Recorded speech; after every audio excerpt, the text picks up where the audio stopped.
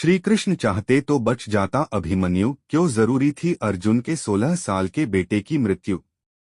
धनुर्धर अर्जुन और भगवान कृष्ण की बहन सुभद्रा के बेटे अभिमन्यु वध की कथा सभी जानते हैं।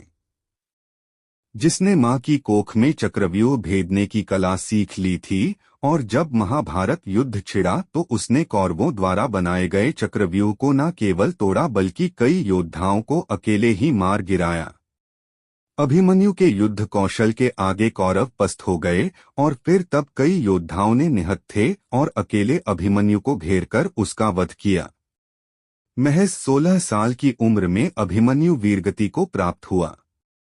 जिस युद्धभूमि में भगवान कृष्ण स्वयं मौजूद थे, वहां ऐसा अधर्म हुआ और वे अपने प्रिय भांजे को नहीं बचा पाए। इसके पीछे एक रहस्य है। दरअसल अभिमन्यु के जन्म से पहले ही उसके पिता ने मृत्यु की उम्र तय कर दी थी। अभिमन्यु के ये पिता पांडव अर्जुन नहीं बल्कि चंद्रदेव थे।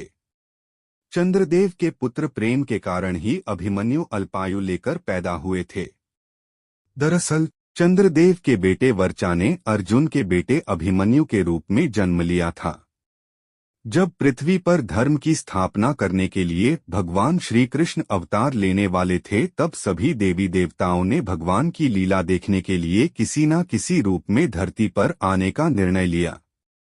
कई देवी देवता स्वयं मनुष्य बनकर धरती पर जन्मे तो कुछ ने अपने अंश या अपने पुत्रों को धरती पर भेजा, जैसा सूर्य के बेटे कर्ण, इंद्र के बेटे अर्जुन आदि।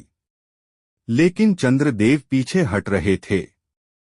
उनसे कहा गया कि अपने पुत्र वर्चा को पृथ्वी पर अवतरित होने की आज्ञा दें। लेकिन चंद्रदेव अपने सुंदर पुत्र वर्चा से बहुत प्रेम करते थे और उसका वियोग नहीं सह सकते। जब देवताओं ने बहुत अनुरोध किया तो पर चंद्रदेव ने कहा वह अपने पुत्र को महज 16 साल के लिए धरती पर भेज सकते हैं, इसके बाद वह मेरे पास लौट आएगा। चंद्रदेव का यही पुत्र अभिमन्यु था। भगवान श्री कृष्ण ने उन्हें वचन दिया कि वे उनके बेटे को 16 साल बाद वापस उनके पास भेज देंगे। इसी के चलते अभिमन्यु कम उम्र में वीरगति को प्राप्त हुए।